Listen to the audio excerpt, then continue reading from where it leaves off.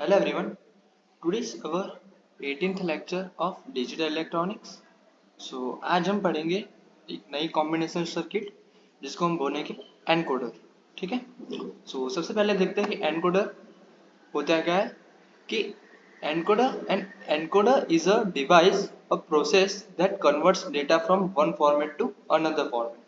मतलब कि एनकोडर एक ऐसी कॉम्बिनेशन सर्किट है जिससे हम जो हमारे बिट्स होते हैं उसको हम किसी एक फॉर्मेट से दूसरे फॉर्मेट में कन्वर्ट कर सकते हैं. बेसिकली उसमें it has 2 raised to n inputs and outputs.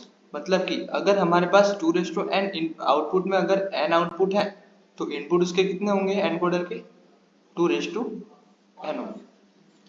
ठीक है. ये हमारा ब्लॉक डायग्राम ऑफ एनकोडर जिसमें 2 raised to n inputs line है और यहाँ पर सारी प्रोसेस होगी एनकोडर में अंदर एंड देन हमें आउटपुट में क्या मिलेगा n इनपुट्स लाइन आउटपुट मिलेगा. ठीक है. ओके. अब देखते हैं कि ये वर्क कैसे करेगा. इसके लिए हम देखते हैं कि 2x4 एनकोडर मीन्स सॉरी इधर 4x2 आएगा. 4x2 encoder. ठीक है. जिसमें क्या है 2 raised to n इनपुट्स हैं और n आउटपुट मीन्स अगर n की जगह हम 2 रखें so 2 raised to n input और n output means n equal to 2 रखे तो 2 raised to 2 means 4 inputs and 2 output होंगे. ठीक है. इसमें हम देख सकते हैं 4x2 एनकोडर में कि हमारे पास 4 आउट इनपुट्स हैं जिसमें हमें y0, y1, y2 and y3. जिसमें y0 है MSB एंड y3 है LSB. y3 MSB है और y0 है LSB. ठीक है. और उसमें उस हिसाब से हमें दो आउटपुट मिलेंगे A1 और A0. ये block diagram of 4x2 encoder. अब देखते हैं लॉजिक डायग्राम.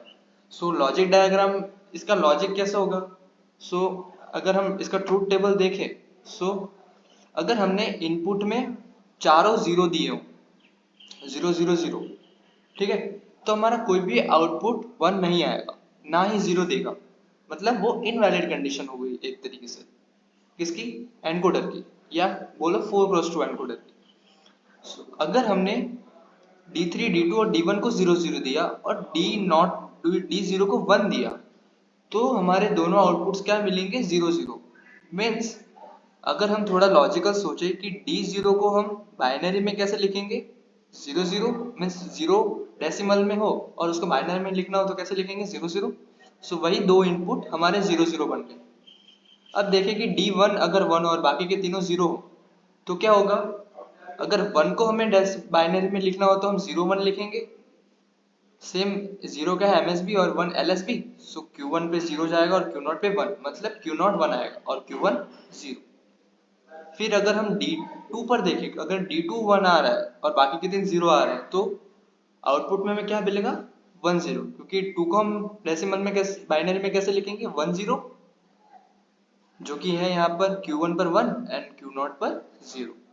अगर हमारे पास D3 पर 1 आ रहा है 3 को हम बाइनरी में कैसे लिखते थे 1 1 मतलब कि हमारे यहाँ दोनों आउटपुट्स 1 होंगे. ठीक है. ये हो गया हमारा लॉजिक ट्रूथ टेबल और लॉजिक एनकोडर का कि हमारा एनकोडर वर्क कैसे करेगा. अगर हमारा D0 इनपुट 1 और बाकी के तीन 0 है तो आउटपुट में 0 0 देगा. अगर D1 1 है और बाकी के तीन 0 है तो 0 1. अगर D2 1 है और बाकी के तीन 0 तो 1 0 मीन्स 2 एंड D3 1 है और बाकी के तीन 0 है तो 1 1 मीन्स डेसिमल में वो क्या हो गया 3. और अगर चारों इनपुट्स हमारे 0 0 0 0 है तो आउटपुट क्या मिलेगा हमें डोंट केयर. मतलब हम ये हो गई हमारी एक तरीके से इनवैलिड कंडीशन. ओके. उस हिसाब से हम अगर Q1 और Q2 का एक्सप्रेशन लिखें Q1 हमारा 1 कहाँ कहाँ आ रहा है. Q1 एक तो जब हमारा D2 1 हो रहा है और D3 1 हो रहा है means Q1 equals to D2 plus D3 हो गया. ये हमारा हो गया Q1 का एक्सप्रेशन. अब अगर टू की बात करें, सॉरी Q0 की, तो Q0 हमारा वन कहाँ कहाँ हो रहा है? एक तो जब D1 वन हो रहा है तब, और जब हाँ D3 वन हो रहा है तब, मतलब कि क्या आएगा Q2 Q0 का expression D1 plus D1 plus D3। Okay, so ये हो गया हमारा दोनों आउटपुट के एक्सप्रेशंस। ये हो गया Q1 का और ये Q0 मतलब Q0 का, जिसमें से Q1 है MSB और Q0 है LSB। ओके, सो उस तरीके से हम इधर लॉजिक डायग्राम देखें तो क्या जा रहा है, ए पर D0 और D1 का गेट एंड बी में D0 और D2 का।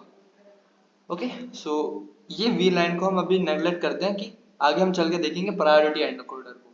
सो प्रायोरिटी एनकोडर में हम सीखेंगे कि अगर बहुत सारे इनपुट्स वन हो तब जाके हमारा आउटपुट में हमें क्या मिलेगा। सो उसके लिए हम ये वाला लॉजिक डायग्राम यूज करेंगे, ठीक है। सो वो प्रायोरिटी एनकोडर में आएगा जो कि हम आगे चल के देखेंगे, ठीक है। अब आते हैं हम एप्लीकेशन पर, किसके, एनकोडर के। सो सबसे पहला एप्लीकेशन है कि कट टू लेंथ, मतलब encoder generate pulses to determine the length of travel. मतलब कि हमारे जो भी वेवफॉर्म से सिग्नल बोले उसकी हमें लेंथ ऑफ ट्रैवल फाइंड करनी है, तो एनकोडर पल्सेस जनरेट कर सकता है वो डिटरमाइन करने के लिए। दूसरा क्या है, मेडिकल, मतलब कि encoder are used for precise imaging, patient safety and radiation therapy. मतलब मेडिकल में भी हम एनकोडर का यूज कर सकते हैं, इमेजिन में सेफ्टी में रेडिएशन थेरेपी वो सब होती है उसमें। तीसरा क्या है, सिग्नल प्रोसेसिंग, कि encoder converts analogue signal to digital format. अगर हमें एनालॉग से डिजिटल में भी जाना हो तब भी हम एनकोडर का यूज करेंगे। फिर क्या है कि डिजिटल सिस्टम, मतलब encoder converts decimals to binary value which helps perform addition, multiplication, subtraction.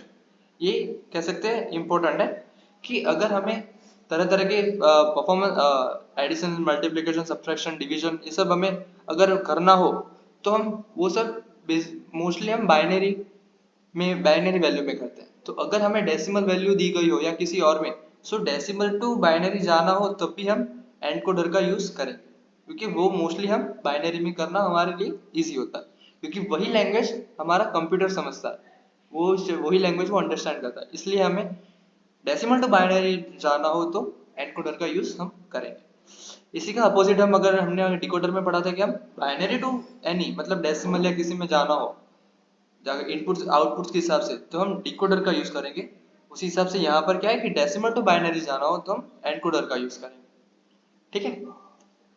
सो ये था हमारा एनकोडर में बेसिक्स था ये कि 2 n इनपुट और n आउटपुट होते हैं, और जो हमने logic diagram and block diagram देखा वो ट्रुथ टेबल उसके हिसाब से, एंड लास्ट में एप्लीकेशन ऑफ एनकोडर, ठीक है।